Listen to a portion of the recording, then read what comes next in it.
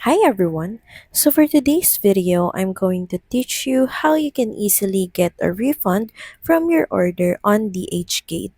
So let's head over to the Dhgate app, and from here, just click on message, then just click on this icon, then click on customer service. Just scroll down for a little bit until you can see online service. Just click on it. And from here, you will be directed to this page. Just click on online chat. Then click on refund. And from here, just give them all the necessary information they will ask you so they can assist you further with your concern and get your refund on your order.